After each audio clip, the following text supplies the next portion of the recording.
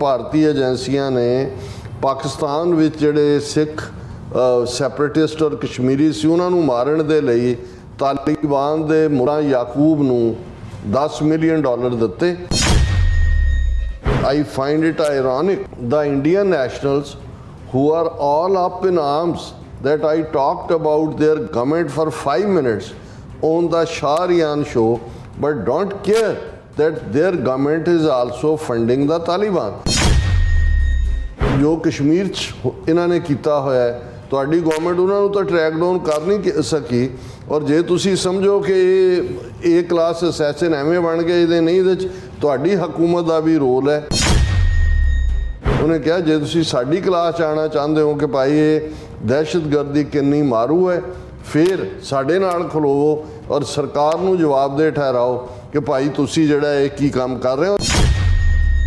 Guardian ये कहता है कि भी डॉकूमेंट साढ़े कोल ने कि इंडियन एजेंट ने सोशल मीडिया नूं यूज़ किया इस्लामिक स्टेट पेनीट्रेट करने लई तालिबान दे नाल कनैक्शन जोड़े कि वो ਜਿਹੜਾ ਸਿੱਖਾਂ ਦੇ ਉੱਤੇ ਕਿਉਂਕਿ ਕਾਫਰ ਨੇ ਉਹਨਾਂ ਨੂੰ ਨਿਸ਼ਾਨਾ ਬਣਾਉਣ ਕਿਉਂਕਿ ਇਹ ਵੀ ਸੈਕਰੇਟ ਕਿਲਿੰਗ ਹੈ ਜੋ ਤੁਸੀਂ ਕਰ ਰਹੇ ਹੋ।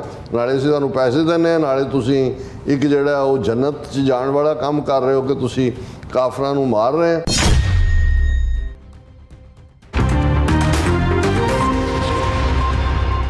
दर्शकों ब्रेक बाद थोड़ा साहब का भरपूर स्वागत है। सो व्यूअर्स गलबात करन जा रहे हैं कि अमरीकन खुफिया एजेंसी CIA के साबका उच्च अधिकारी सारा एडम ने इंकशाफ किया है कि अफगानिस्तान और पाकिस्तान में कश्मीरी खाड़कुआं और सिख एक्टिविस्ट नूं मरवाउण लई भारतीय खुफिया एजेंसियां ने इस्लामिक दहशतगर्द जथेबंदी ISIS नाल सौदेबाजी की है। इसलिए $10 मिलियन की रकम अदा की गई। सो इस इंकशाफ ने वो तथ्य जो असी भारतीय एजेंसियां संबंधी दोहराते हाँ साबित कर दिता है। सो इस बारे आप गलबात करन जा रहे हैं। सो असी चाहांगे कि तुसीं इसी तरह बड़े रहना देखण सुन लिया लिखण लई तुहाडा सब दा बहुत बहुत धन्नवाद जी। राज साहब की विचार ने देखो असी तो जे ईवन 20 मार्च 2000 वाल जाइए जदों कि प्रेजिडेंट क्लिंटन भारत की सरजमीन पर उन्होंने पैर रखा और उस दिन कश्मीर वादी दे जिला अनंतनाग दे चिट्ठी सिंहपुरा पिंड विच 35 सिखां नूं गुरुद्वारे दी कंध दे नाल खड़ा करके एल कैपोने स्टाइल दे विच उन्हां दा कोल्ड ब्लडेड मर्डर किया गया सी। और उदों तो लैके उदों भी असी इस गल नूं बिल्कुल क्लीयर किया सी और बाद दे विच ईवन क्लिंटन ने जदों मैडलिन एल्ब्राइट जिहड़ी उन्हां दी सैकटरी ऑफ स्टेट सी रिटायर हुई उन्हें किताब लिखी माइटी एंड अलमाइटी और उहदे फॉरवर्ड्स प्रेजिडेंट क्लिंटन ने कहा सी कि इन्हां 35 सिखां नूं हिंदू मिलीटेंट्स ने मारिया सी। और असीं उदों ही इमीडिएट 21 मार्च नूं ये गल कही सी कि भाई ये काम जिहड़ा भारतीय एजेंसियां ने एकदम इनूं लश्करे तायबा दे खाते च पा के और पाकिस्तान नूं इहदे लई जिम्मेवार दस्सिया कश्मीरी जुझारूआं नूं। हालां उन्हां ने फौरन उहदे नालों अपने आप नूं अड्ड कर लिया सी भी साडा कोई संबंध नहीं है। पर असीं इस गल तो अज तो 24 साल पहलां तो ही जाणू सी कि भी इन्हां ने इंडियन एजेंसियां ने इस्लामिक जथेबंदियां दे अंदर भी अपना पूरा जिहड़ा है वो घुसपैठ की हुई है। और क्योंकि अफगानिस्तान तो अनस्टेबल है लंबे वक्त तो 1979 जदों सोवियत यूनीयन की फौज अफगानिस्तान दाखिल होंदी है और 1999 तक 10 साल वो पीरीयड सी कि भारत अफगानिस्तान के मुद्दे के उत्ते सोवियत यूनीयन की हमायत करता सी उसकी ਨੂੰ ਕਦੇ ਕੰਡੈਮ ਨਹੀਂ ਕੀਤਾ। ਫਿਰ ਜਦੋਂ ਈਵਨ ਪਾਕਿਸਤਾਨ ਸਪੋਰਟਡ ਤਾਲਿਬਾਨ ਨੇ ਜਦੋਂ ਜਿਹੜੀ ਇੱਕ ਸਿਵਲ ਵਾਰ ਵੀ ਰਹੀ ਔਰ ਜਦੋਂ ਤੱਕ ਉਹ ਕਾਬਲ 'ਚ ਪਹੁੰਚੇ ਉਦੋਂ ਵੀ ਇੰਡੀਆ ਦਾ ਉਸ ਦੇ ਵਿੱਚ ਜਿਹੜਾ ਪੂਰਾ ਹੱਥ ਪੈਂਦਾ ਸੀ। ਔਰ ਜਦੋਂ ਫਿਰ ਜਿਹੜੇ ਨੇ ਉਹਨਾਂ ਦੇ ਮਸੂਦ ਔਰ ਦੂਸਰੇ ਜਿਹੜੇ ਉਜ਼ਬੇਕ ਤਾਜ਼ਕ ਉਹਨਾਂ ਦੇ ਨਾਲ ਉਹਨਾਂ ਦਾ ਅਲਾਇੰਸ ਸੀ। ਫਿਰ ਅਫਗਾਨਿਸਤਾਨ ਪਾਕਿਸਤਾਨ ਸਰਹੱਦ ਦੇ ਉੱਤੇ ਜਿਹੜਾ ਨਾਲ ਲੱਗਦਾ ਇੰਨੇ ਕੌਂਸਲਰ ਦਫ਼ਤਰ ਇਹਨਾਂ ਨੇ ਖੋਲ੍ਹੇ ਜਿਨ੍ਹਾਂ ਦੇ ਉੱਥੋਂ ਕੋਈ ਨਾ ਕੋਈ ਵੀਜ਼ੇ ਲੈਣ ਵਾਲੇ ਨਹੀਂ ਸੀ ਕੋਈ ਨਹੀਂ ਸੀ ਲੇਕਿਨ ਉਹ ਵਿਦਿਨ ਪਾਕਿਸਤਾਨ ਜਿਹੜੀ ਦਹਿਸ਼ਤਗਰਦੀ ਕਰਨ ਦੇ ਲਈ ਇਹਨਾਂ ਦਾ ਵੱਡਾ ਰੋਲ ਇਸ ਸਾਰੇ ਪੀਰੀਅਡ ਦੇ ਵਿੱਚ ਰਿਹਾ। ਹੁਣ ਉਸ ਨੂੰ ਦੇਖਦੇ ਹਾਂ ਸਾਨੂੰ ਮੇਰੇ ਲਈ ਇਹ ਖਬਰ ਜਿਹੜੀ ਹੈ ਕੋਈ ਹੈਰਾਨੀ ਕਰਨ ਵਾਲੀ ਨਹੀਂ ਸੀ ਔਰ ਇਸ ਤੋਂ ਪਹਿਲਾਂ ਵੀ ਇਨਫੈਕਟ ਦਾ ਗਾਰਡੀਅਨ ਨੇ ਜਦੋਂ ਇਸ ਦੇ ਉੱਤੇ ਜੋ ਟਰਾਂਸਨੈਸ਼ਨਲ ਰਿਪਰੈਸ਼ਨ ਕੈਨੇਡਾ 'ਚ ਹੋਇਆ ਜਾਂ ਅਮਰੀਕਾ 'ਚ ਹੋਣ ਜਾ ਰਿਹਾ ਸੀ ਇਸ ਦੇ ਉੱਤੇ ਗੱਲ ਕਰਦੇ ਹਾਂ। ਗਾਰਡੀਅਨ ਨੇ ਪਹਿਲਾਂ ਹੀ ਇੰਕਸ਼ਾਫ ਕੀਤਾ ਸੀ ਕਿ ਵੀ ਇੰਡੀਅਨ ਏਜੰਸੀਆਂ ਨੇ ਆਈਸਿਸ ਦੇ ਜਿਹੜੇ ਡਰਟੀ ਐਲੀਮੈਂਟਸ ਨੇ ਉਹਨਾਂ ਨੂੰ ਇਸਤੇਮਾਲ ਕੀਤਾ ਔਰ ਸਿੱਖਾਂ ਦੇ ਉੱਤੇ ਔਰ ਕਸ਼ਮੀਰੀ ਐਕਟਿਵਿਸਟ ਦੇ ਲਈ ਮੈਂ ਉਸ ਨੂੰ ਵੀ ਓਰੀਜਨਲ ਗਾਰਡੀਅਨ ਦੀ ਰਾਈਟ ਅਪ ਨੂੰ ਸਾਂਝੀ ਕਰਾਂਗੇ। ਪਰ ਇਹ ਵੀਕਐਂਡ ਕਿਉਂਕਿ ਜਿਹੜੀ ਖਬਰ ਛਾਈ ਰਹੀ ਸੋਸ਼ਲ ਮੀਡੀਆ ਤੇ ਟਵਿੱਟਰ ਤੇ ਇੰਡੀਅਨ ਮੀਡੀਆ ਨੇ ਤਾਂ ਐਜ਼ ਯੂਜੂਅਲ ਉਹਨੂੰ ਗਾਇਬ ਕਰ ਦਿੱਤਾ ਹੈ। ਉਹ ਹੈ ਕਿ ਸੈਰਾ ਐਡਮਸ ਜਿਹੜੀ ਇੱਕ ਹਾਇਰ ਲੈਵਲ CIA ਦੀ ਅਧਿਕਾਰੀ ਰਹੀ। ਮੈਂ ਹਾਇਰ ਲੈਵਲ ਇਸ ਲਈ ਕਿਹਾ ਕਿਉਂਕਿ ਜਦੋਂ ਕੁਝ ਅਰਸਾ ਪਹਿਲਾਂ ਲੀਬੀਆ ਦੀ ਬੰਗਾਜ਼ੀ ਥਾਂ ਦੇ ਉੱਤੇ ਇੱਕ ਆਈਸਿਸ ਨੇ ਹਮਲਾ ਕੀਤਾ ਸੀ, 17 CIA ਅਧਿਕਾਰੀਆਂ ਨੂੰ ਟਾਰਗੇਟ ਕੀਤਾ ਸੀ। ਇਹ ਪੁਰਾਣੀ ਗੱਲ ਹੈ, ਸ਼ਾਇਦ ਉਦੋਂ Hillary Clinton secretary of state ਸੀ ਜਾਂ ਦੂਸਰੀ ਸੀ ਬੀਬੀ ਜੂਨੀਅਰ ਬੁਸ਼ ਦੇ ਵੇਲੇ ਕਿ ਉਹਨਾਂ ਦੀ, ਲੇਕਿਨ 17 ਚੋਂ 2 CIA ਅਧਿਕਾਰੀ ਮਾਰੇ ਗਏ ਸੀ। ਬੰਗਾਜ਼ੀ ਲੀਬੀਆ ਦੇ ਵਿੱਚ ਇਹ ਕਾਂਡ ਹੋਇਆ ਸੀ ਔਰ ਇਹ ਬਹੁਤ ਵੱਡਾ ਸ਼ੌਕ ਸੀ ਕਿ ਵੀ ਕਿਸ ਲੈਵਲ ਦਾ ਉਹਨਾਂ ਨੇ ਨਿਸ਼ਾਨਾ ਬਣਾਇਆ ਔਰ ਉਹਦੀ ਜਿਹੜੀ ਇਨਵੈਸਟੀਗੇਸ਼ਨ ਸੀ ਕਿ ਇਹਦੇ ਬਿਹਾਈਂਡ ਕੌਣ ਹੈ ਕੀ ਹੈ, ਉਸ ਦੇ ਵਿੱਚ ਵੀ ਸਾਰਾ ਐਡਮਸ ਸ਼ਾਮਲ ਸੀ। ਕੋਈ ਸਾਰਾ ਐਡਮਸ ਦਾ ਜਿਹੜਾ ਇਨਕਸ਼ਾਫ ਹੈ ਇਹ ਮਹਿਜ਼ ਕੋਈ ਲੋਅਰ ਲੈਵਲ ਕਿਸੇ ਅਧਿਕਾਰੀ ਦਾ ਨਹੀਂ ਹੈ, ਕਿਉਂਕਿ ਇਹ ਵੀ ਹੁੰਦਾ ਬਹੁਤ ਵਾਰੀ ਜਿਹੜੇ ਏਜੰਸੀਆਂ 'ਚ ਰਹੇ ਹੁੰਦੇ ਨੇ ਜਦੋਂ ਛੱਡਦੇ ਨੇ ਰਿਟਾਇਰ ਹੁੰਦੇ ਨੇ ਕੋਈ ਕਿਤਾਬ ਲਿਖਣ ਦੇ ਲਈ ਕੋਈ ਪਬਲਿਸਿਟੀ ਲੈਣ ਦੇ ਲਈ ਉਹ ਕੋਈ ਗੱਲ ਕਰਦੇ ਨੇ। ਹੁਣ ਸਾਰਾ ਐਡਮਸ ਨੇ ਲਗਭਗ 3 ਘੰਟੇ ਦਾ ਇੰਟਰਵਿਊ ਜਿਹੜਾ ਹੈ ਉਹ ਮਿਸਟਰ ਰਿਆਨ ਸ਼ੋ ਦੇ ਵਿੱਚ ਦਿੱਤਾ ਹੈ। ਰਿਆਨ ਸ਼ੋ ਹੈ ਉਹਦਾ ਨਾਂ। ਹੁਣ ਉਸ 3 ਘੰਟੇ ਦੇ ਇੰਟਰਵਿਊ 'ਚ ਸਿਰਫ 5 ਮਿੰਟ ਦੀ ਗੱਲਬਾਤ ਉਸਨੇ, ਕਿਉਂਕਿ ਉਹ ਇੰਟਰਨੈਸ਼ਨਲ ਨੈਟਵਰਕ ਕੀ ਹੈ, ਆਈਸਿਸ ਕੀ ਹੈ, ਇਸਲਾਮਿਕ ਟੈਰਰਿਜ਼ਮ ਕੀ ਹੈ, ਕਿੱਥੇ ਕਿੱਥੇ ਇਹਦਾ ਆਧਾਰ ਹੈ ਕੀ ਹੈ, ਇਸ ਦੇ ਉੱਤੇ ਫੈਲਿਆ ਹੋਇਆ। ਹੁਣ ਉਹ 3 ਘੰਟੇ ਲੰਮੀ ਗੱਲਬਾਤ ਦਾ ਅਖੀਰਲਾ ਹਿੱਸਾ ਜਿਹੜਾ ਹੈ ਜਦੋਂ ਇਹ ਆਇਆ ਕਿ ਵੀ ਤਾਲਿਬਾਨ ਜਿਹੜੇ ਇਕੱਲੇ ਹੀ ਨਹੀਂ ਕਿ ਵੀ ਵਿਦਨ ਅਫਗਾਨਿਸਤਾਨ ਆਪਰੇਟਿਵ ਨੇ ਜਾਂ ਅੱਜ ਪਾਕਿਸਤਾਨ ਦੇ ਲਈ ਕਿੰਨਾ ਵੱਡਾ ਖਤਰਾ ਬਣੇ ਹੋਏ ਨੇ ਕਿ ਪਾਕਿਸਤਾਨੀ ਫੌਜ ਨੇ ਆਲਰੇਡੀ ਉਹਨਾਂ ਦੇ ਖਿਲਾਫ ਇੱਕ ਆਪਰੇਸ਼ਨ ਨੂੰ ਜਿਹੜਾ ਉਹ ਸਰੰਜਾਮ ਦੇਣ ਦਾ ਐਲਾਨ ਕਰ ਦਿੱਤਾ ਵੱਡੇ ਪੈਮਾਨੇ ਤੇ ਔਰ ਉਹਦੇ 'ਚ ਕਿਉਂਕਿ ਉਹਨਾਂ ਨੇ ਟਿਕਾਣੇ ਅਫਗਾਨਿਸਤਾਨ 'ਚ ਬਣਾਏ ਹੋਏ ਨੇ, ਹਮਲੇ ਪਾਕਿਸਤਾਨ ਤੇ ਕਰਦੇ ਨੇ। ਸੋ ਇਹ ਇਸ ਵੇਲੇ ਜਿਹੜਾ ਗਲੋਬਲ ਲੈਵਲ ਦੇ ਉੱਤੇ ਦਹਿਸ਼ਤਗਰਦੀ ਅਫਰੀਕਨ ਕੰਟੀਨੈਂਟ 'ਚ ਹੋਏ ਜਾਂ ਬਾਹਰ ਹੋਏ ਉਹਦਾ ਐਪੀ ਸੈਂਟਰ ਵੀ ਉਹ ਬਣਦਾ ਜਾਂਦਾ ਔਰ ਆਈਸਿਸ ਨੇ ਜਿਹੜਾ ਆਪਣਾ ਇੱਕ ਗਰੁੱਪ ਖੁਰਾਸਾਨੀ ਜਿਹੜਾ ਉਹ ਖੜਾ ਕੀਤਾ ਹੈ ਉਸ ਨੇ ਜਿਹੜੇ ਗੁਰਦੁਆਰਿਆਂ ਤੇ ਹਮਲੇ ਹੋਏ ਨੇ ਉਹਦੀ ਜ਼ਿੰਮੇਵਾਰੀ ਵੀ ਲਈ ਹੈ। ਹੁਣ ਇਹ ਲੱਗਦਾ ਸੀ ਕਿ ਵੀ ਜਿਹੜਾ ਖੁਰਾਸਾਨੀ ਜਾਂ ਦੂਜਾ ਅਫਗਾਨ ਕਬੀਲਿਆਂ ਦਾ ਜਿਹੜਾ ਹੈ ਉਹਦੇ 'ਚ ਸਿੱਖ ਕਿੰਨੇ ਕੁ ਉਹਨਾਂ ਦੇ ਲਈ ਖਤਰਾ ਨੇ, ਕਿਉਂ ਟਾਰਗੇਟ ਕਰ ਰਹੇ ਨੇ, ਪਰ ਸਾਨੂੰ ਇਹ ਪਤਾ ਸੀ ਕਿ ਵੀ ਉਹਨਾਂ ਦੇ ਵਿੱਚ ਵੀ ਕਿਉਂਕਿ ਇਹ ਜਿਹੜੇ ਹੁਣ ਜੇ ਉਹੀ ਤਾਲਿਬਾਨੀ ਗਰੁੱਪ ਜਾਂ ਜਿਹੜੇ ਉਹਨਾਂ ਦੇ ਦਹਿਸ਼ਤਗਰਦ ਨੇ ਕਦੇ ਸੋਵੀਅਤ ਯੂਨੀਅਨ ਦੇ ਖਿਲਾਫ ਲੜਦੇ ਰਹੇ, ਫਿਰ ਅਮਰੀਕਾ ਨੈਟੋ ਦੇ ਖਿਲਾਫ ਲੜਦੇ ਰਹੇ, ਹੁਣ ਜਦੋਂ ਵਿਹਲੇ ਬੈਠੇ ਨੇ ਉਹਨਾਂ ਨੂੰ ਜਿਹੜਾ ਮਰਜ਼ੀ ਕੋਈ ਲੈ ਜਾਏ। ਔਰ ਇਹ ਆਲਰੇਡੀ ਇੰਟਰਸੈਪਟ ਨਾਂ ਦੀ ਪਬਲੀਕੇਸ਼ਨ ਨੇ ਦੱਸਿਆ ਸੀ ਕਿ ਕਿਵੇਂ ਇੰਡੀਅਨ ਏਜੰਸੀ ਰॉ ਨੇ ਦੁਬਈ ਦੇ ਵਿੱਚ ਆਪਣਾ ਆਫਿਸ ਬਣਾਇਆ ਹੋਇਆ ਜਿੱਥੋਂ ਪਾਕਿਸਤਾਨ ਦੇ ਵਿੱਚ ਜਿਹੜੇ ਤਾਲਿਬਾਨ ਔਰ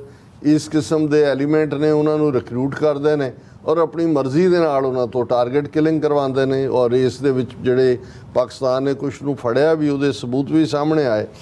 ਹੁਣ ਇਹ ਜਿਹੜੀ 3 ਘੰਟੇ ਦੀ ਗੱਲਬਾਤ ਰਿਆਨ ਸ਼ੋਅ ਦੇ ਵਿੱਚ ਸੀ ਸਾਰਾ ਐਡਮਸ ਦੀ, ਉਹਦੇ 'ਚ ਸਿਰਫ ਅਖੀਰਲੇ 5 ਮਿੰਟ ਜਿਹੜੇ ਨੇ ਇਹ ਭਾਰਤ ਔਰ ਇਹ ਕਸ਼ਮੀਰੀਆਂ ਔਰ ਸਿੱਖਾਂ ਬਾਰੇ ਅਜੇ ਫਿਰ ਵੀ ਦਬਵੀਂ ਹਵਾ ਕਸ਼ਮੀਰੀਆਂ ਬਾਰੇ ਔਰ ਉਹਦੇ 'ਚ ਨੇ ਕਿਹਾ ਕਿ ਬਈ ਇਹ ਜਿਹੜੇ ਨੇ ਭਾਰਤੀ ਏਜੰਸੀਆਂ ਨੇ ਪਾਕਿਸਤਾਨ ਵਿੱਚ ਜਿਹੜੇ ਸਿੱਖ ਸੈਪਰੇਟਿਸਟ ਔਰ ਕਸ਼ਮੀਰੀ ਸੀ ਉਹਨਾਂ ਨੂੰ ਮਾਰਨ ਦੇ ਲਈ ਤਾਲਿਬਾਨ ਦੇ ਮੁਲਾ ਯਾਕੂਬ ਨੂੰ $10 ਮਿਲੀਅਨ ਦਿੱਤੇ ਔਰ ਇਹ ਕਿਉਂਕਿ ਇਸਲਾਮਿਕ ਐਕਸਟ੍ਰੀਮਿਜ਼ਮ ਦੇ ਉੱਤੇ ਹੀ ਇਹ ਖੜਾ ਸੀ ਸਾਰਾ।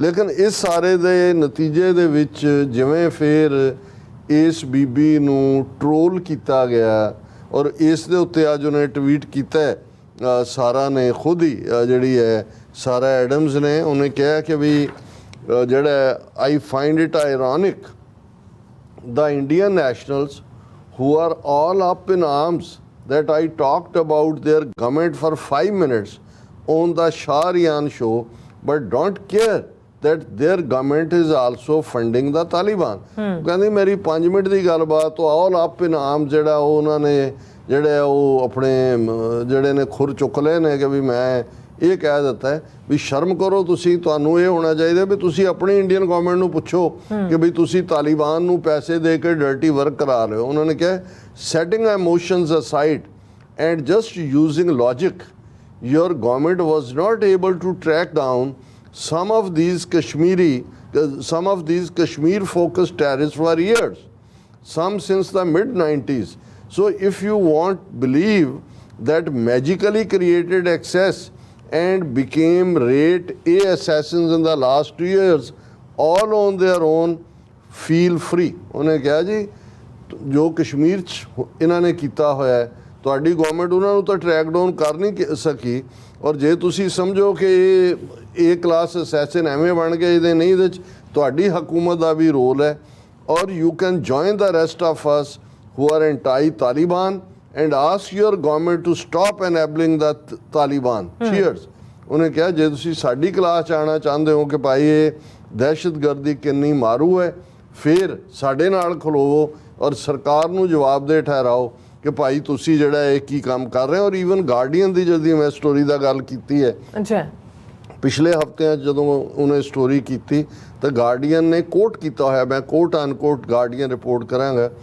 According to the documents Indian agents used social media to infiltrate network of Islamic State and units connected to the Taliban, where they recruited and groomed Pakistani Islamist radicals to carry out hit jobs on Indian dissidents by telling them they were carrying out sacred killings of infidels।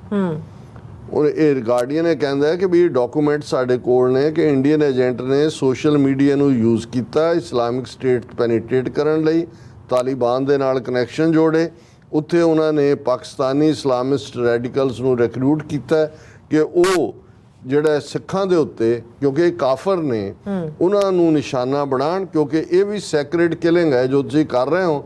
ਨਾਲੇ ਅਸੀਂ ਤੁਹਾਨੂੰ ਪੈਸੇ ਦਿੰਦੇ ਹਾਂ, ਨਾਲੇ ਤੁਸੀਂ ਇੱਕ ਜਿਹੜਾ ਉਹ ਜੰਨਤ 'ਚ ਜਾਣ ਵਾਲਾ ਕੰਮ ਕਰ ਰਹੇ ਹੋ ਕਿ ਤੁਸੀਂ ਕਾਫਰਾਂ ਨੂੰ ਮਾਰ ਰਹੇ ਹੋ। ਅੱਛਾ। These agents allegedly sought help from former IS fighters from the Indian state of Kerala। ਹੁਣ ਇਹਦੇ 'ਚ ਇੱਕ ਕਨੈਕਸ਼ਨ ਸ਼ੁਰੂ 'ਚ ਆਇਆ ਸੀ ਕਿ ਵੀ ਕੇਰਲਾ ਦੇ ਕੁਝ ਜਿਹੜੇ ਨੇ ਮੁਸਲਮਾਨ ਨੌਜਵਾਨ ਨੇ ਉਹਨਾਂ ਨੇ ਇਸਲਾਮਿਕ ਸਟੇਟ ਨੂੰ ਜੁਆਇਨ ਕੀਤਾ।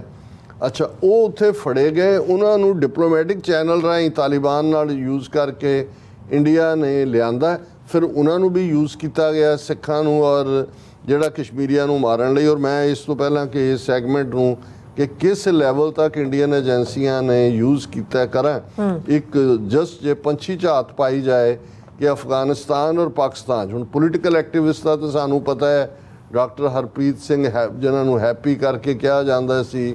ਉਸ ਤੋਂ ਪਹਿਲਾਂ ਮੈਂ ਤਾਂ ਈਵਨ ਹੁਣ ਜਦੋਂ ਇਹ ਸਾਰੇ ਇਹਨਾਂ ਦੇ ਨੈਟਵਰਕ ਨੂੰ ਦੇਖਦਾ ਤੇ ਮੇਰਾ ਧਿਆਨ ਹੋਰ ਪਿੱਛੇ ਚਲਾ ਜਾਂਦਾ ਹੈ ਕਿ ਡਾਕਟਰ ਪ੍ਰੀਤਮ ਸਿੰਘ ਸੇਖੋਂ ਦਾ ਜਿਨ੍ਹਾਂ ਹਾਲਾਤਾਂ ਦੇ ਵਿੱਚ ਮਰਡਰ ਹੋਇਆ ਜਾਂ ਦੂਸਰਾ ਹੋਇਆ, ਵੀ ਕੌਣ ਕਿੱਥੇ ਕਿਹਦੇ ਕਨੈਕਸ਼ਨ ਜੁੜੇ ਨੇ। ਪਰ ਅਫਗਾਨਿਸਤਾਨ ਦੇ ਗੁਰਦੁਆਰਿਆਂ ਤੇ ਜਿਹੜੇ ਹਮਲੇ ਹੋਏ ਜਿਹਦੀ ਜ਼ਿੰਮੇਵਾਰੀ ਆਈਸਿਸ ਖੁਰਾਸਾਨੀ ਨੇ ਲਈ ਸੀ, ਉਹ ਤੁਸੀਂ 2018 ਤੋਂ ਤੁਸੀਂ ਜੇ ਦੇਖੋ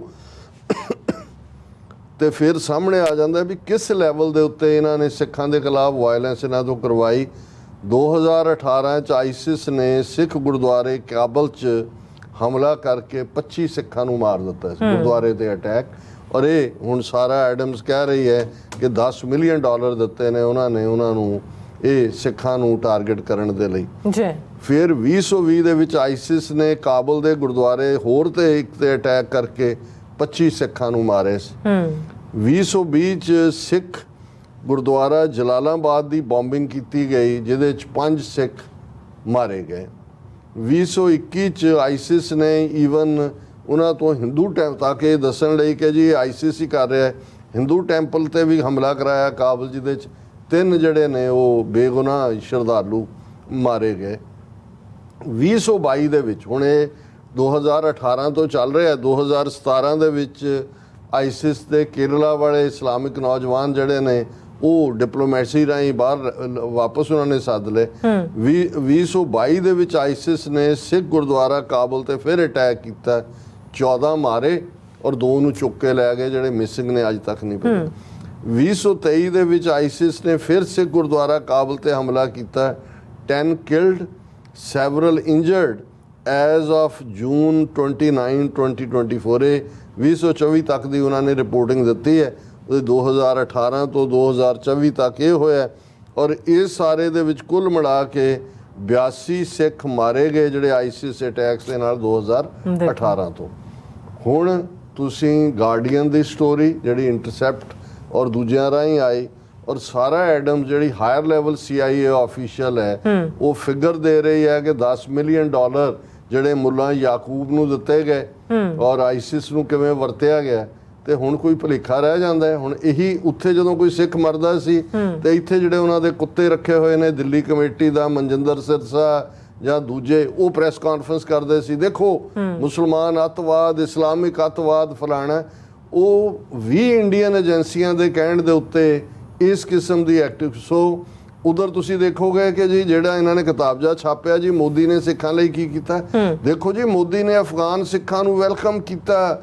ਗੁਰੂ ਗ੍ਰੰਥ ਸਾਹਿਬ ਦਾ ਸਰੂਪ ਦੇਖੋ, ਮੋਦੀ ਔਰ ਹਰਦੀਪ ਪੁਰੀ ਖੁਦ ਲੈਣ ਗਿਆ।